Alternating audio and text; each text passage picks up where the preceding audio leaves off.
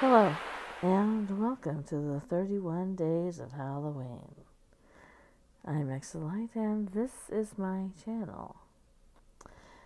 If you have found this video at the end of October, which is likely, please feel free to go through from the 1st of October all the way through until we reach the 31st day. If you do that in time, you might be able to figure out what 30 of the 31 videos have in common. Yes, it should have been 31 videos, but I made a mistake. And that is fortunate for you. Because if you can figure out what that mistake was, then it can be you who wins free money to Amazon. So pay close attention and figure it out, and the first person who tells me gets the free money. If you are not feeling particularly sleuthy, another way to win is to leave a comment under the videos. If you leave comments, you are automatically entered into winning free money from Amazon. So, either of those ways works. Please try and figure out what they have in common.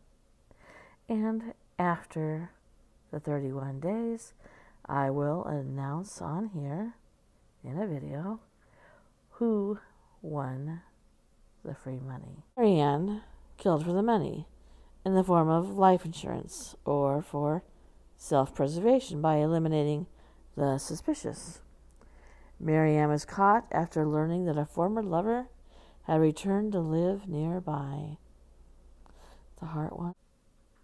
Let's start talking about some very old serial killers that you have probably never heard of, which makes them no less frightening and dangerous to hear about. By definition, a serial killer is typically a person who murders 3 or more people, is usually in the service of an abnormal psychological gratification, with the murders taking place over more than a month, and including a significant period of time between them. So, let's talk about these. Contrary to popular belief, serial killers are not a recent phenomenon, with incidents of such murderous activities dating back to the Roman Empire in Europe and the Chinese Han Dynasty. Also, usually identified in the public consciousness, they are men. However, many serial killers have been women. An example is Lacosta Gall, for example, who was a maker and user of poisons, who worked at the behest of Agrippina the Younger and her son, the Roman Emperor Nero. Nero became so pleased with Lacosta's work killing his enemies that he rewarded her with landed estates and pupils to whom she could teach her craft. Lacosta was directly responsible for the killing by poison of up to 7 people before the Emperor Galba, Nero's successor, had her executed for her crimes. Other serial killers of the ancient world claimed their victims in China, India, the Americas, Sri Lanka, and the Horn of Africa, just to name a few.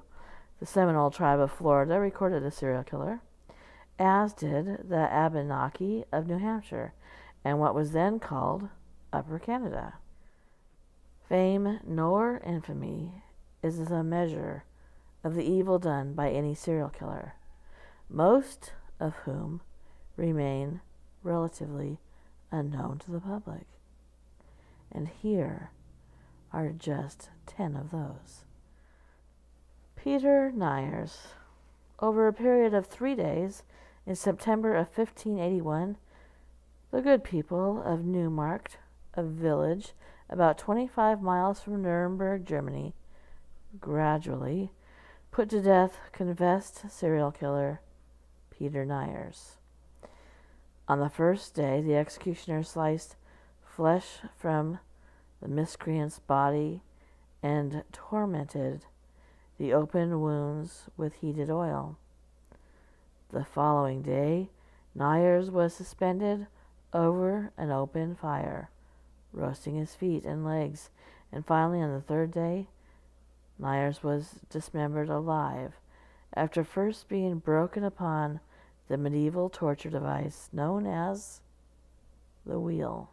Although it was a vicious age, the execution of Peter Nyers seems to indicate he practiced a particularly heinous criminal life, and he did.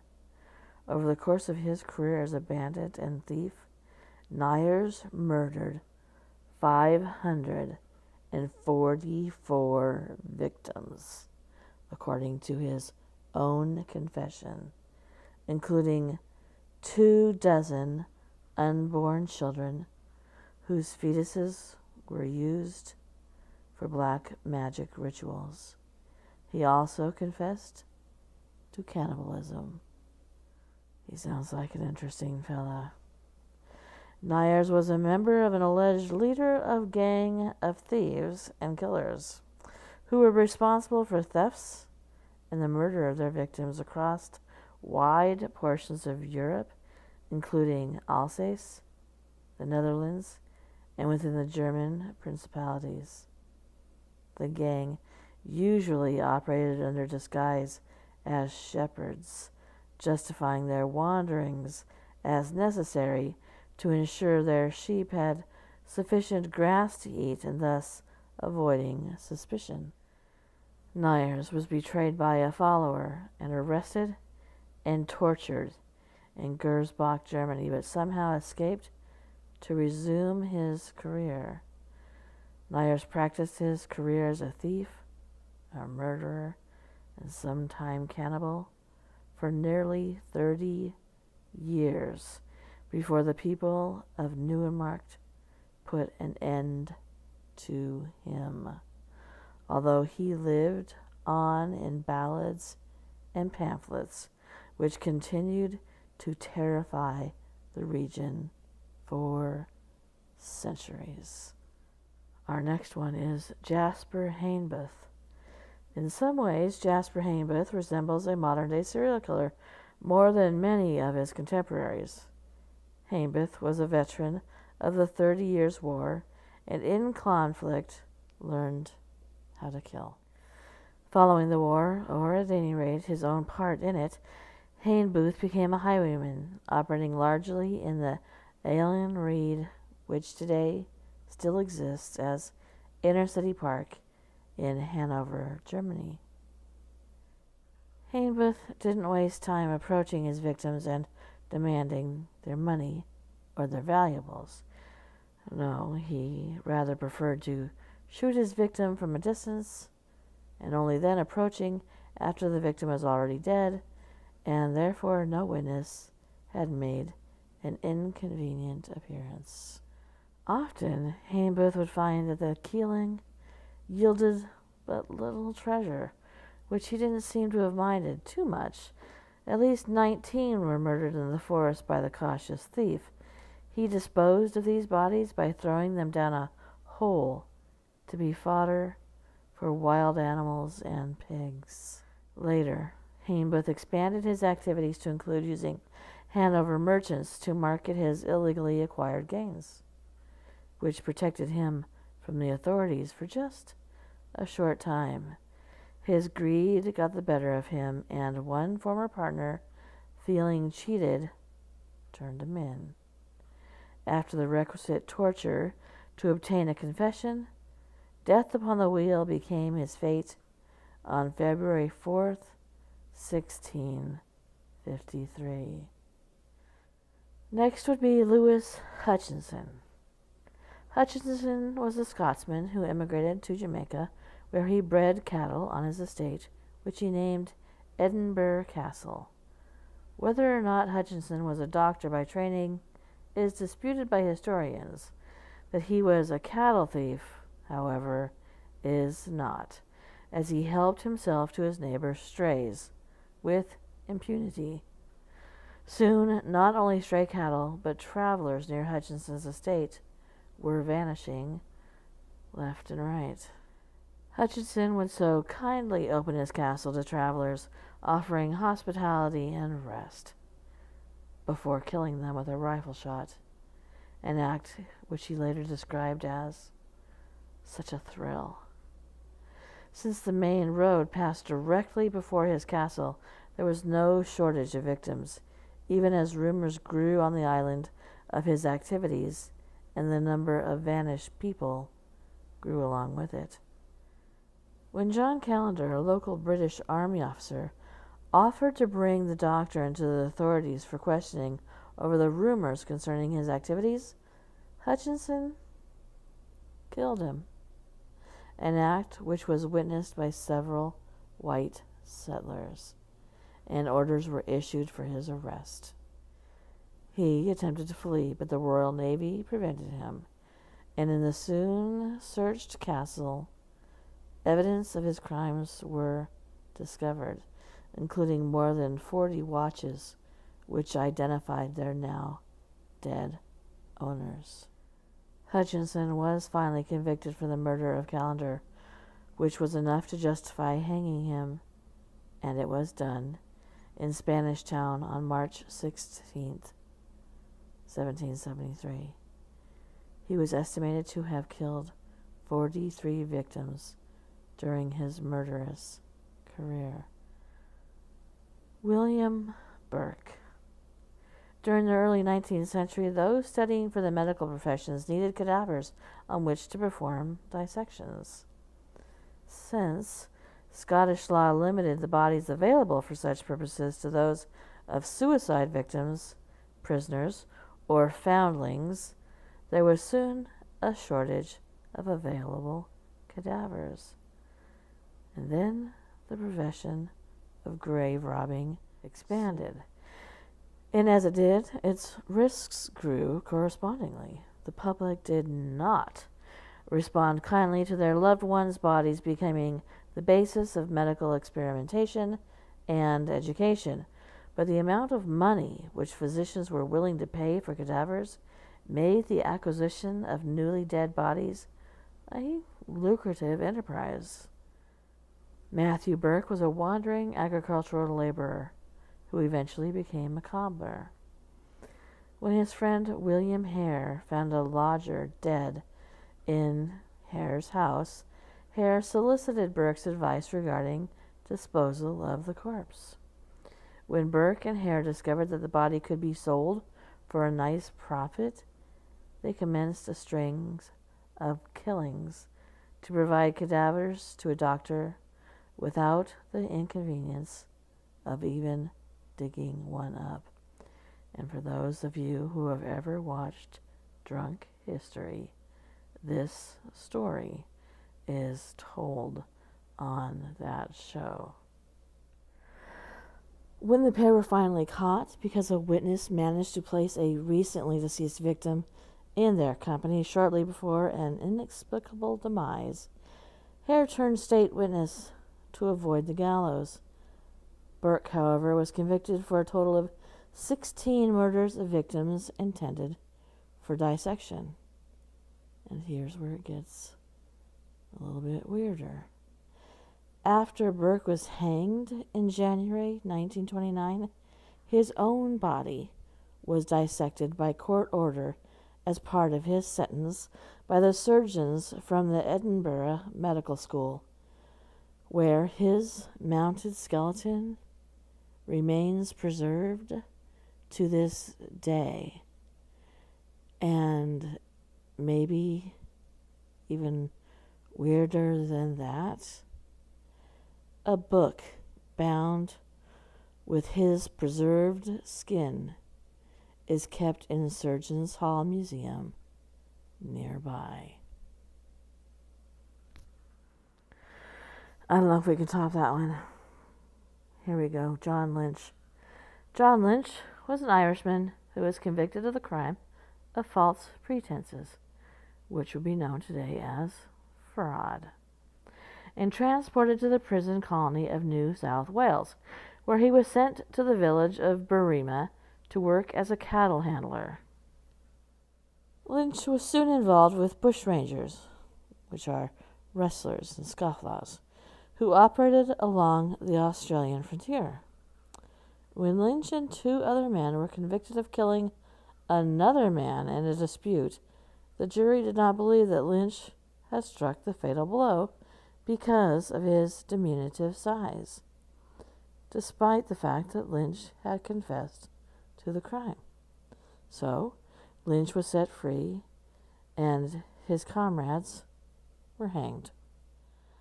Not happy handling other people's cattle led him to steal some for his own, hoping to sell them in the burgeoning town of Sydney. En route, Lynch encountered other cattle drivers and expanded his herd by taking the cattle and killing their owners.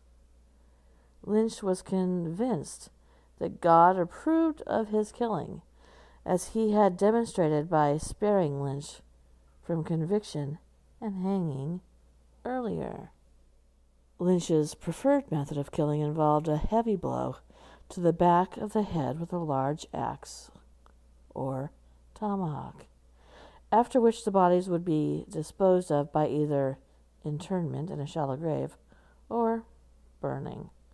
Between 1835 and 1841, he would claim at least 10 victims in this manner before finally being caught. At his trial, he proclaimed his innocence, again protected, in his mind, by the Lord's approval of his actions. This time, it took less than an hour for a jury to convict him, and he was hanged in Burkes in April 1842. Mary Ann Cotton. Mary Ann Cotton was an Englishwoman who also happened to be convicted for the murder of her stepson. After her hanging, investigators and researchers concluded that she had actually murdered up to 21 people, including 3 of her 4 husbands, 11 of her 13 children, 2 boyfriends, and servants who had become suspicious of their mistress. Mary Ann preferred the use of arsenic poisoning as her murder weapon. Contrary to what many people believe, arsenic does not kill rapidly, but it causes a long and agonizing gastric pain and distress as it does its work. Medical opinion of the day was insufficient to diagnose its use unless there were reasons to suspect it, and various, quote, fevers were oftentimes blamed as the cause of death in such cases. Mary Ann killed for the money, in the form of life insurance, or for self-preservation by eliminating the suspicious. Mary Ann was caught after learning that a former lover had returned to live nearby. The heart ones with the heart ones. Desirous of joining him, she used arsenic to murder Frederick Cotton, her 4th husband, and 3rd to die of poisonous ministrations. After his death, she applied the same attentions to her late husband's son, Charles. He died after a short illness. Mary visited an insurance office to file a claim prior to arranging for the boy's funeral, which prompted notice of her numerous visits to the insurance company in the past. Soon the sheer number of people around her who had been dying from stomach ailments convinced the authorities and the general public of her crimes.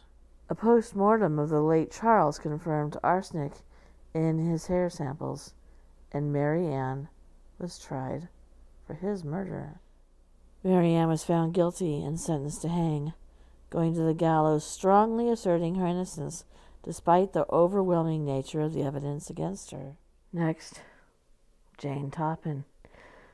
Jane Toppin's real name was Honora Kelly, and she was abandoned to an orphanage by a father well known in his Boston neighborhood as being off his rocker. As locals tell it, rumor says that he once sewed his eyelids shut, explaining why he was known as Kelly the Crack, which was short for crackpot. Honora was a difficult child in the orphanage, and later, as an indentured servant in the home of Ann Toppin in Lowell, Massachusetts, Honora Kelly became Jane Toppin, although she was never adopted by Mrs. Toppin, and it was under that name that she entered Cambridge Hospital to study nursing. As a nurse, Jane became fascinated with drugs such as morphine and atropine, and used her access to them to alter the dosages prescribed by doctors for her patients. As a resident, Jane experimented with her usually elderly patients, bringing them to the brink of death before reviving them, only to then dispatch them with another altered dose. During this time of drug-induced mortal peril, she would lie in bed with the patient, obtaining what she later described as a certain type of gratification. Jane next worked at Massachusetts General Hospital, claiming additional victims before dismissal for using dangerous drugs recklessly. It was as a private nurse, her next occupation, when her killing began in earnest. Her landlords were her first victims, followed by her sister. Then the elderly patient she was hired to care for after his wife had died. She had killed the wife earlier. She followed that murder by killing the couple's 2 daughters. Jane preferred to use strychnine as her poison of choice, easily available in the rodent-infested Victorian age, but very difficult to trace. When Jane was caught, she confessed to 31 murders, all by drugs or poisonings, and she stated that had she ever had married or had a family, she would never have resorted to killing. Found not guilty by reason of insanity, Jane spent the rest of her natural life at the Taunton Hospital for the insane. Henri Landru. Henri Landru first discovered the joys of crime as a fraud specialist, concentrating on elderly widows as the targets of petty swindles, for which he served time in prison on several occasions. In 1914, while working as a dealer of used furniture, Henri began running advertisements in Paris newspapers, seeking lonely hearts among the growing number of war widows in the French capital. By the end of the First World War, 4 years later, Landru had met, seduced, swindled, and murdered 10 victims found through his ads. Landru was careful to use different aliases and background stories with each widow and to frequent different areas of Paris as he wooed each victim. In 1919, the sister of one of Landru's victims began pursuing him, eventually gaining the support of the at first doubtful police. Although no bodies were ever found, fragmentary records of Landru's activities slowly emerged. Eventually, he was charged with the murder of 11 victims, for which he was tried, convicted, and guillotined in 1922. I forgot that France used the guillotine for quite a while. And if that isn't enough, his head is on display at the Museum of Death in Hollywood, in which he is identified as the Bluebeard of Paris. In 1947, Landru was the inspiration for the character Monsieur Verdoux in the movie of the same name, portrayed by Charles Chaplin. Next, we have Jake Bird. Jake Bird was an itinerant laborer who favored working for the railroads as a section gang laborer when he wasn't serving time. in prison. By the time that he was 45 years old, Burke, by his own estimates, had served at least 15 of those years in prisons for petty theft, burglary, assaults, and attempted murders. Working for the railroad kept him on the road, away from the watchful eyes of the local police, and allowed him to pursue his penchant for murder. When Burke burglarized a home in Tacoma, Washington in 1947, he used an axe to kill 2 women in the home, and then resisted arrest by assaulting a police officer while armed with a knife. Burke was convicted of murder and sentenced to death by hanging. While awaiting execution of his sentence in early 1948, Burke started confessing to other murders in multiple states, which he had committed when he had been working for the railroad. Eventually, Burke confessed to 44 murders, hinting that there were more, and waited while the various affected states filed for states of execution in order to clear homicides on their books by bringing Burke to trial within their jurisdiction. How many of the 44 murders did Burke actually commit? Well, that's unknown. He had sufficient knowledge of the crimes to allow investigators to close the books on previously unsolved murders.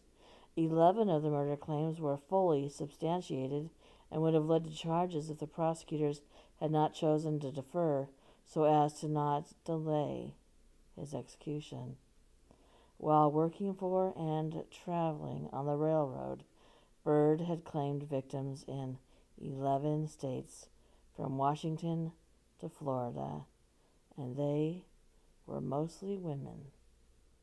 Burke was hanged on July 15, 1949, for the double murder in Washington, but not before a curse he had placed on participants in his trial, in which he told those involved with his prosecution that they would die before he did.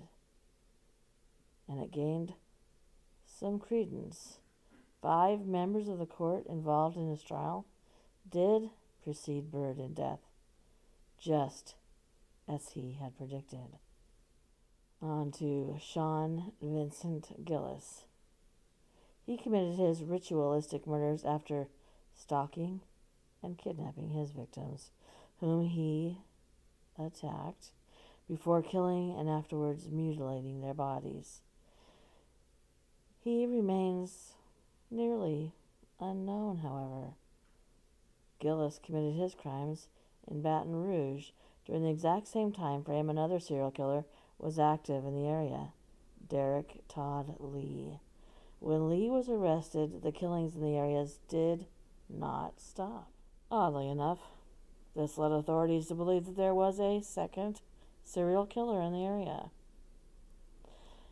Now, if you do not know who Derek Todd Lee is, it is one worth looking up. Maybe I'll do a video on him. That situation has been made into a documentary as well. I believe it's on HBO. I'll get more information about that. But it is an interesting case. Because Lee was arrested first, Gillis soon became known as the other Baton Rouge killer. Gillis blamed his early murders on stress, and later described himself as pure evil. His first victim, a woman in her 80s. She was stabbed more than 50 times. He stalked his second as she jogged for 3 weeks before running her down with his car, wrapping her into plastic, assaulting her, and murdering her, and then tossing her into a ditch. A later victim was severely mutilated. Those mutilations include the gouging out of a tattoo, which Gillis found offensive. He removed it while she was still alive. He began to take pictures of his victims' bodies after mutilating them and collected body parts to keep as souvenirs. All of Gillis's known victims were women ranging in age from 29 to 81, and they were killed over a period of 10 years. Gillis was eventually tracked down using tire and other forensic evidence collected at the crime scenes, and after DNA evidence tied him to 3 murders, he was convicted and given life in prison. Following his conviction, Gillis confessed to 5 additional murders and provided evidence which supported his conviction, which included those photographs.